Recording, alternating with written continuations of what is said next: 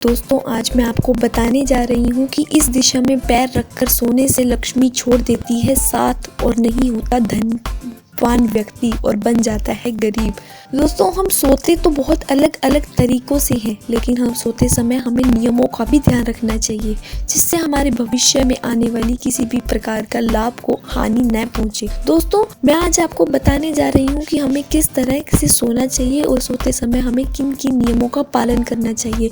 अगर हम इन नियमों का पालन नहीं करते तो आपकी लक्ष्मी आपसे नाराज हो जाती है और घर में पैसे कभी भी नहीं आते और वह व्यक्ति हमेशा गरीब ही रहता है।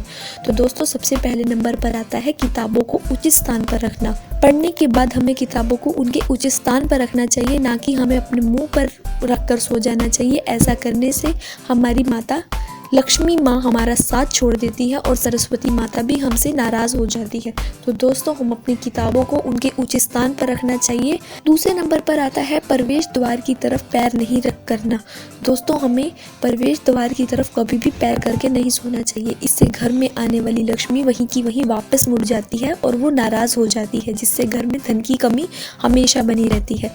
ध्यान रहे कि ईशान कोण में हमें पानी ही रखना चाहिए और घड़ी को कभी भी तकिए के नीचे नहीं रखना चाहिए।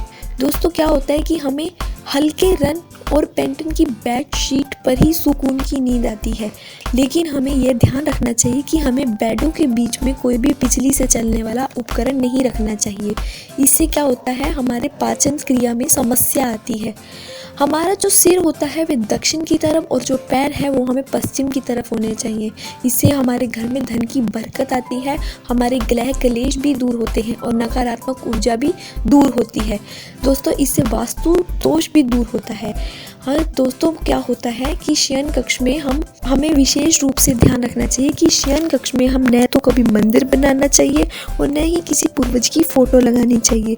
इससे क्या होता है दोस्तों हमारे पूर्वज भी हमसे नाराज़ हो जाते हैं और हमारे भगवान भी हमसे नाराज़ हो जाते हैं, जिससे कभी भी घर धन में बरकत नहीं होती। तो दोस्तों पानी को सराहने के पास नहीं रखना चाहिए, इससे घर में अशुभता आती है। तो जैसा कि मैंने आपको बताया कि किताबों को उनके उचित स्थानों पर रखना चाहिए, नीचे ऊपर कहीं फेंकना नहीं चाहिए। दोस्तों मोबाइल फ़ोन को भी अपने पास नहीं रख के सोना चाहिए, इससे रोग होते हैं। इससे आपके सिर में भी दर्द हो सकता है, आपकी आइज़ में भी दर्द हो सकता है। इसलिए जितना हो सके मोबाइल फ़ोन को हमें दूर ही रखना चाहिए। दोस्तों हमें कभी भी अपने पास अपना पर्स नहीं रखना चाहिए, इससे आमदनी अठन्नी खर्चा रुपया यानी कि आपके पास पैसा नहीं बचता और आपका पैसा बाहर ही खर्च होता रहता है, जिससे आप कभी भी पैसे को नहीं छोड़ सकते और आपके घर में पैसों की कमी बनी रहती है। दोस्तों विशेष रूप से एक बात ध्यान रखना चाहिए कि अगर आप चाहते हैं कि आप पति पत्नी के बीच में कोई ग्रह कलेश ना हो तो आपको पलंग को कभी भी दीवार से चिपका कर नहीं रखना चाहिए, यानी कि दीवार से मिलाकर कभी पलंग नहीं रखना चाहिए। इससे पति पत्नी में लड़ाई बनी रहती है। तो दोस्तों ये विशेष बातें थी जो सोते समय हमें ध्यान रखनी होती है।